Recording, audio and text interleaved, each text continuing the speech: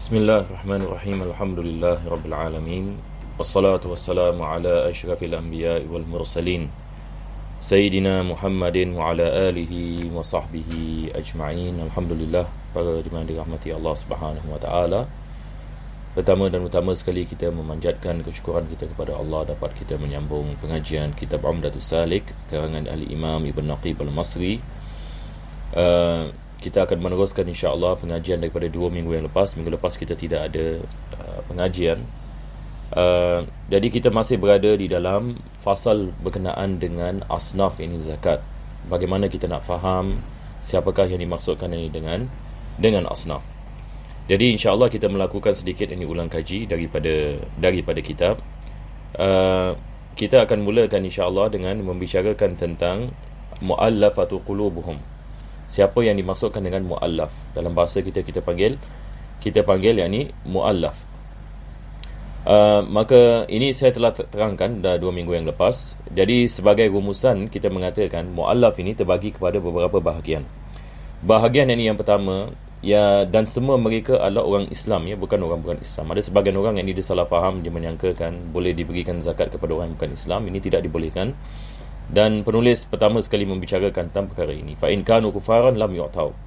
Kalau sekiranya mereka bukan Islam, tidak diberikan zakat. Dan dia membagikan muallafah ini kepada 2 bahagian. Pertama sekali dia mengatakan qaumun asyrafun yurja husnu islamihim. Satu kaum yang mereka ini dianggap ini sebagai mulia dalam masyarakat mereka, seperti penghulu-penghulu kampung sebagai misal, ataupun ketua-ketua kabilah dan sebagainya. Mereka masuk Islam, jadi kita memberikan kepadanya duit zakat. Apa sebabnya? Untuk menguatkan keislaman mereka. Ini adalah perkara yang pertama. Dan juga supaya dengan kita memberikan duit zakat, maka ini akan menyebabkan pengikut-pengikut mereka juga masuk ke dalam agama Islam. Sebab mereka lihat bagaimana Islam memuliakan orang dan membantu antara satu dengan yang lain. Itu sebab kita lihat misalan ada kisah-kisah orang yang baru masuk Islam ini, daripada perkara yang mereka apabila ditanya bagaimana kamu masuk Islam, apa kamu mendapati tentang orang Islam dan sebagainya, kita akan lihat ramai orang yang ini mengatakan apabila saya masuk Islam, saya mendapati banyak orang Islam menyokong saya, yang sayang kepada saya dan menunjukkan kebaikan kepada saya. Maka dengan mereka mengatakan perkara seperti ini akan memberikan semangat kepada orang lain untuk masuk ke dalam agama Islam. Maka ini kita mengatakan golongan ini dia adalah golongan muallafatu qulubihim. Ini yang disebutkan oleh Allah Subhanahu wa taala dalam Al-Quranul Karim. Selepas itu penulis dia menerangkan siapa yang ini golongan yang kedua, muallafatu qulubihim. Golongan yang kedua yang ini dia mengatakan yajbuna zakata min mani'iha biqurbihim. Kita ada satu kaum misalan dia tinggal di border dan dia tinggal jauh misalan daripada kota. Selepas itu mereka kaum ini apa mereka buat adalah mereka mengumpul duit zakat daripada golongan yang tak mau mengeluarkan zakat. Ada golongan-golongan misalan, ada kampung-kampung misalan tak mau mengeluarkan zakat. Jadi ada kaum ini yang lain yang memerangi mereka supaya mereka mengeluarkan zakat. Jadi orang yang memerangi ini boleh diberikan duit zakat kepada mereka. Apa sebabnya? Sebab mereka berkhidmat kepada Islam. Mereka berkhidmat supaya orang lain mengeluarkan zakat. Ini adalah jenis yang kedua kita mengatakan muallaf, iaitu diberikan duit zakat disebabkan mereka menjadi sebab untuk mengumpulkan duit zakat daripada orang-orang yang tidak mengeluarkan zakat, yang tinggal berdekatan dengan mereka. Ini adalah yang kedua. Yang ketiga, golongan yang ketiga dia mengatakan yuqatiluna anna, yakni satu kaum yang berperang untuk orang Islam. Satu kaum yang berperang untuk kerajaan Islam. Dia berada di border misalan, dia berperang dengan musuh yang nak masuk negeri. Jadi dia bukan army, bukan apa, cuma dia volunteer. Tamam? Jadi golongan ini juga diberikan zakat di bawah asnaf muallafa qulubihim. Jadi beliau mengatakan au yuqatiluna anna aduwan yuhtaju fi daf'ihi ila ma'unatin saqilah. Yang mana kalau pemerintah nak mengeluarkan tentera untuk nak lawan musuh yang ada dekat border ini misalan, maka susah mereka nak pergi ke sana, tempat gunung dan sebagainya. Jadi kebetulan ada satu kampung yang di sana dan mereka berperang untuk menjauhkan musuh daripada masuk ini ke dalam negeri orang Islam. Maka golongan ini diberikan daripada duit zakat ini untuk membantu mereka supaya mereka ada perkakas ini untuk memerangi ini musuh. Jadi ini adalah khulasah apa yang dimaksudkan dengan mu'allafah qulubihim. Jadi saya rasa tidak ada masalah, insya-Allah. Kita akan masuk ini kepada yang seterusnya. Penulis mengatakan al-khamis ar-riqab. Ini adalah berkenaan dengan hamba sahaya, ya. Ada jenis hamba yang mana kita boleh memberikan duit zakat dan mereka adalah al-mukatabun. Mukatabun ini dia adalah jenis hamba kontrak. Maksudnya tuan yang mengatakan kepadanya, kalau kau dapat memberikan aku sekian-sekian wang, aku akan bebaskan kau. Jadi hamba seperti ini boleh kita memberikan duit zakat. Fayu'tauna ma yu'adduna illam yakun ma'ahum ma yu'addun. Jadi kita boleh memberikan kepadanya duit zakat supaya mereka dapat membayar hutang mereka kepada tuan mereka supaya mereka dapat dibebaskan. Ini yang dimaksudkan dengan wafi riqab. Maka zaman sekarang kita tidak ada hamba, maka asnaf ini pada asalnya tidak wujud.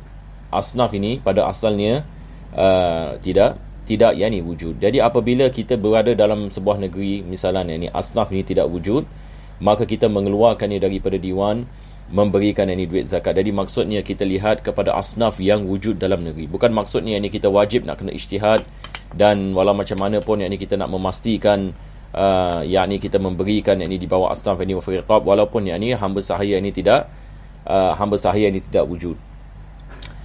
Yang keenam, penulis ini mengatakan as-sadis al-gharimun. Sadis yang keenam adalah orang yang hutang, al-gharimun. Saya tak tahu sama ada saya dah membicarakan ini. Saya minta maaf kalau saya dah membicarakan, tapi saya rasa belum lagi, ya.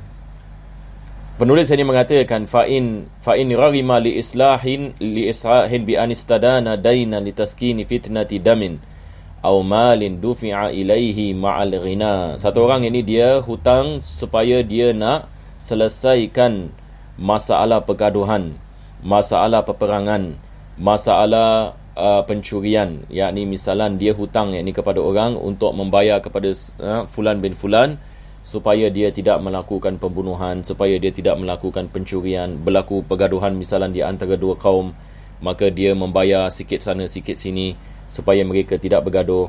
Maka orang ini diberikan duit zakat. Kita mengatakan ini adalah gharim, yakni dia telah rugi disebabkan dia hendak selamatkan nyawa manusia yang lain dan harta manusia yang lain supaya elakkan daripada peperangan dan pergaduhan. Maka orang seperti ini kita mengatakan gharimun, diberikan duit zakat ini kepadanya atas apa yang dia telah hutang untuk membayar benda ini. Maka orang ini diberikan duit zakat dan dibayar yakni hutang tersebut baginya. Maka dia diberikan duit zakat walaupun dia orang yang kaya. Ini yang penulis ini mengatakan dufi'a ilaihi ma'al ghina. Jadi kita lihat dalam bab zakat ini ada situasi-situasi yang mana diberikan duit zakat kepada orang kaya. Ini adalah situasi yang pertama. Nanti yang kedua akan datang dalam Ibn Sabil. Yang pertama, kalau sekiranya dia hutang dan dia kaya, tapi dia hutang yakni untuk membayar sesuatu supaya mengelakkan orang ini bergaduh dan berperang ataupun ini mencuri dan sebagainya. Wa in istadana linafaqatihi aw nafaqati iyalihi dufi'a ilaihi ma'al faqri duna al-ghina. Tapi kalau dia hutang disebabkan dia nak membayar nafkah bagi dirinya ataupun ahli keluarganya, dia tak cukup duit misalan, dia hutang. Seperti mana zaman sekarang ramai orang misalan mereka pendapatan ini tak cukup dan sebagainya, selepas itu mereka ada hutang. Hutang ini kenapa? Nak hantar anak pergi sekolah, nak beli makanan dan sebagainya. Maka ini tanpa syak ini kita mengatakan diberikan ini duit zakat, tapi syaratnya mesti adalah fakir, dia mesti fakir, bukan kaya. Kalau dia kaya tidak diberikan daripada duit zakat. Maksudnya di sini adalah bukan semua orang yang hutang diberikan duit zakat. Bukan semua orang yang berhutang diberikan duit zakat. Yakni orang kaya sekarang hari ini hutang, orang miskin pun hutang. Bukan maksudnya semua orang yang hutang kita berikan duit zakat. Jadi kita kena lihat kenapa dia hutang. Melainkan kalau yang pertama tadi kita mengatakan dia hutang ini untuk selamatkan orang daripada pembunuhan, selamatkan orang daripada kehancuran. Ini kita boleh memberikan duit zakat kalau dia hutang kerana sebab sedemikian. Tapi kalau dia hutang ini sebab nak bayar bil dan dia kaya, tidak diberikan ini duit zakat. Melainkan kalau dia fakir, dia memang tidak ada duit dan dia hutang. untuk nafkah bagi dirinya dan ahli keluarganya, diberikan daripada duit zakat. Wa in istadana wa sarafahu fi ma'siyatin wa taba dufi'a ilaihi fil asah. Selepas itu penulis mengatakan ada sedikit ini khilaf ini ulama berkenaan dengan orang yang hutang untuk maksiat. Dia hutang ini misalnya nak berjudi. Selepas itu dia kalah dan dia dalam keadaan yang ini misalnya tidak ada wang dan memerlukan duit untuk membayar ini hutangnya. Adakah dibolehkan kita memberikan duit zakat kepadanya sebab asalnya dia hutang untuk melakukan maksiat? Maka penulis ini mengatakan mengikut pendapat yang mu'tamad dalam madhab fil asah, iaitu diberikan kepadanya duit zakat tetapi dengan syarat dia bertaubat kepada Allah Subhanahu Wa Taala. Ini dia bertaubat kepada Allah Subhanahu Wa Taala daripada maksiat yang dia telah melakukan, dan kita memberikan kepadanya yang duit zakat supaya dia dapat selesaikan hutangnya. Sekarang kita pergi kepada yang ketujuh, as-sabi' fi sabilillah, iaitu asnaf fi sabilillah. Dan ini biasa ramai orang ini menanyakan ini tentang asnaf ini fi sabilillah. Kita berada dalam zaman yang kita nak kena berjaga-jaga sebab banyak orang dia memakan ini duit zakat atas nama fi sabilillah. Jadi apa saja dia buat dinamakan fi sabilillah untuk mengambil duit zakat. Ini kita mengatakan bukan saja dia haram tetapi dia adalah perkara yang bahaya yang kita harus ini berjaga-jaga. Itu sebab zaman sekarang bila kita nak mengeluarkan zakat, kita nak kena faham asnaf dan selepas itu kita mengeluarkannya dan kita memberikan kepada orang yang betul-betul boleh menerima yakni duit zakat supaya kita pasti yang duit zakat kita sah. Mengeluarkan zakat kita adalah merupakan zakat yang sah. Taib, fi sabilillah, kalau dalam segi bahasa kita mengatakan mereka-mereka yang berada di jalan Allah Subhanahu Wa Taala. Tetapi kita nak kena faham ya dalam istilah dalam bab zakat, siapa yang ni fi sabilillah? Maka penulis mengatakan wahum al-ghuzah. Siapa yang ni? Apa yang dimaksudkan dengan al-ghuzah? Al-ghuzah maksudnya mujahidin, iaitu mereka-mereka yang berperang fi sabilillah. Jadi di sini penulis memaksudkan adalah mereka-mereka yang fi sabilillah, yang berperang di jalan Allah Subhanahu Wa Taala. Ada orang yang menanyakan golongan ini wujud lagi ke? Memang ini tiap-tiap zaman yang ini ada. Tiap-tiap zaman ada mujahidin, tidak ada syak ini di dalamnya.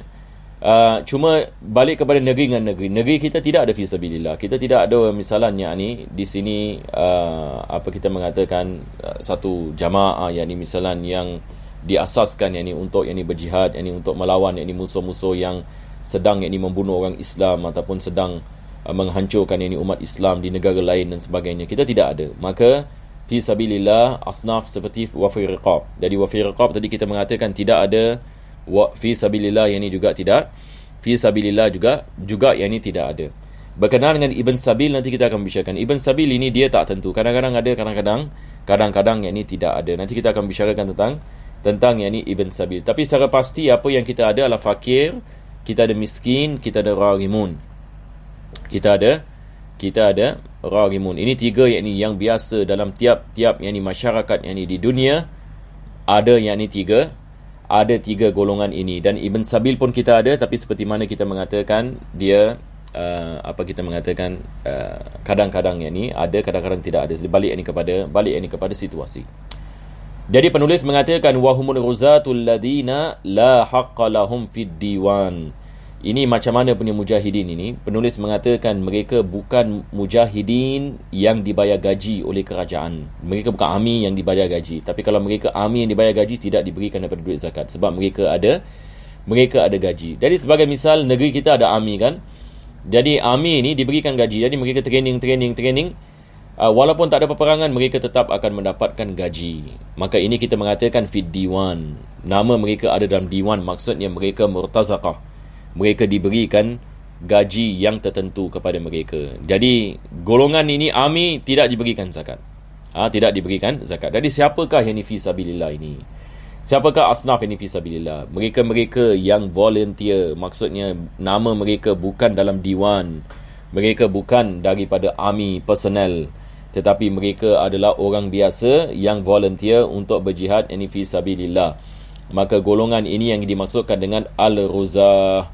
Jadi mereka diberikan ini duit zakat untuk menampung kos yang mereka memerlukan ini untuk menjalankan yakni fi sabilillah. Fayu'tauna ma'al ghina. Ini juga yakni situasi yang mana walaupun dia kaya, dia diberikan duit zakat. Walaupun dia kaya. Ini adalah mujahidin ya. Walaupun dia kaya, maka dia diberikan duit zakat atas dia punya usaha untuk membela yakni Islam. Ma yakfihim, dan dia diberikan apa yang mencukupkan mereka li ghazwihim min silahin, yakni mencukupkan mereka yakni untuk melakukan yakni peperangan tadi daripada apa? Min silah, senjata-senjata yang dia memerlukan diberikan kepadanya. Faras, zaman sekarang yakni seperti apa? Kenderaan-kenderaan yakni perang. Zaman dahulu mereka menggunakan kuda. Faras di sini maksudnya kuda lah. Zaman sekarang yakni kita ada macam-macam yakni kenderaan yakni yang diperlukan. Selepas itu kiswah, yakni pakaian-pakaian dan begitu juga shil dan sebagainya. Dan juga nafaqah, yakni ongkos, yakni dia keluar daripada rumahnya berbulan-bulan, yakni nafaqah bagi isterinya dan sebagainya. Jadi ini yang dimaksudkan dengan wafi sabilillah. Selepas itu yang ke-8 penulis mengatakan As-Samin Ibnus Sabil. Ibnus Sabil yakni beliau mengatakan wahwal musafirul mujtazu bina, yakni musafir yang datang ke negeri kita, lepas itu dia hilang duit, hilang pasport dan sebagainya. Dan ini berlaku di Singapura misalnya. Kadang-kala ada yakni orang misalnya dia dah sampai sini, duitnya kena curi, pasport hilang, lepas itu dia nak kena tunggu dekat Singapura misalnya, dia nak kena bikin pasport baru, dia tak boleh keluar daripada Singapura, lepas itu terlepas flight, lepas itu tidak ada duit tiket balik dan sebagainya. Jadi dia mengatakan duit pun tidak ada, tapi duit kat rumahnya misalnya kat negeri ni ada, tapi dia tak dapat ini keluarkan dengan sebab-sebab yang tertentu sebagai misal.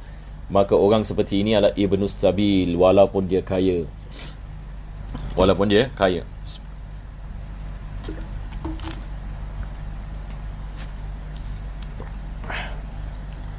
Jadi di sini penulis ini beliau mengatakan wahwal musafirul mujtazu bina awil munshi'u lis-safari fi ghairi ma'siyatin. Jadi yang pertama Ibn Sabil, dia masuk kat negeri kita, dia tak ada duit nak pulang, kita berikan kepada ni duit zakat, kita belikan dia flight tiket dan sebagainya daripada duit zakat. Yang kedua adalah orang yang dia nak keluar negeri. Dia nak keluar negeri tapi bukan yang ni atas maksiat. Satu orang yang ni misalnya yang ni dia nak keluar negeri, yang ni misalnya dia ibunya sedang sakit misalnya, ataupun dia keluarganya ada musibah di luar negeri dan dia tak ada duit nak pergi ke sana, yang ni sebagai misal. Ini adalah Ibn Sabil. Kita memberikan kepadanya yakni wang supaya dia dapat selesaikan masalah ni yakni di luar negeri. Fa yu'ta nafaqatan wa markuban ma'al hajati, maka dia diberikan nafaqah dan juga yakni kenderaan yakni ongkos, yakni dia punya transportation ma'al hajah, apa yang dia memerlukan. Wa in kana lahu fi baladihi mal, walaupun yakni dia ada wang yakni di yakni sisinya. Kan ini kalau sekiranya yakni dia memerlukan yakni bantuan, maka diberikan yakni kepadanya kadar yakni hajatnya. Jadi di sini penulis yakni mengatakan bagi yakni musafir tadi yang hilang wang yakni dan sebagainya, maka dia diberikan daripada duit zakat ma'al hajah, iaitu supaya dia dapat pulang yakni kepada negerinya. Selepas itu beliau mengatakan waman fihi sababani lam yu'ta illa bi ahadihima, barang siapa yang dia termasuk di kalangan dua asnaf, maka dia hanya diberikan duit zakat berdasarkan dengan salah satu daripada asnaf. Yang ini bukan maksudnya dia misalnya ini miskin dengan gharim, dia berhutang dan dia miskin. Bukan maksudnya kita memberikan kepadanya double duit zakat. Yang ini zakat ini tetap, ini zakat supaya yang ini hajatnya ini dapat dilaksanakan. Jadi dia hanya diberikan berdasarkan dengan satu asnaf. Famata wujidat hadil asnafu fi baladil mali fa naqlu zakati ila ghairiha haramun walam yajuz. Ini adalah masalah berkenaan dengan adakah dibolehkan kita memberikan duit zakat kepada orang di luar negeri. Banyak orang menanyakan ini masalah ini, adakah dibolehkan saya memberikan duit zakat ini kepada luar negeri? Jawapannya adalah kalau sekiranya ada asnaf dalam negeri yang memerlukan, wajib kita memberikan kepada asnaf yang berada di dalam negeri kita. Dan pendapat yang muktamad dalam mazhab Syafi'i, diharamkan kita memberikan duit zakat di luar negeri kalau sekiranya dalam negeri kita ada manusia-manusia yang memerlukan yakni kepada duit zakat. Walaupun kita ada pendapat yang mengatakan dibolehkan, tetapi ini kita membicarakan pendapat yang muktamad dalam mazhab Al-Imam Syafi'i. Jadi beliau mengatakan tidak dibolehkan illa ay yafriqal imamu falahun naqlu, kalau melainkan yakni kalau sang imam ataupun yakni pemerintah sendiri yang membagi-bagikan zakat, maka dibolehkan yakni dia memberikan kepada luar negeri. Zakat yakni diberikan yakni kepada luar negeri. Wa in kana maluhu bi badiyatin aw fuqidatil asnaf kulluha bi baladihi nuqila ila aqrabi baladin ilaih. Kalau sekiranya yakni hartanya yakni di tempat yang lain, di badia, yakni di tempat yakni seperti yakni di kawasan yakni jauh, atau yakni fuqidatil asnaf, dia tidak mendapati asnaf dalam negerinya, maka dia memberikan yakni zakatnya yakni kepada negeri yang terdekat. Dia memberikan yakni zakatnya yakni kepada negeri yang terdekat kepadanya. Sebab yakni negerinya sudah tidak ada orang yang dapat menerima zakat. Wallahu a'lam bissawab. Kita berhenti di sini insya-Allah. Pada minggu yang akan datang kita akan masuk kepada fasal yang baru. Wassallallahu ala sayyidina Muhammadin wa ala alihi washabihi wasallam. Rabbana atina fid dunya hasanah wa fil akhirati hasanah wa qina adzabannar. Sallallahu ala sayyidina Muhammadin wa ala alihi washabihi wasallam. Alhamdulillahirabbil alamin.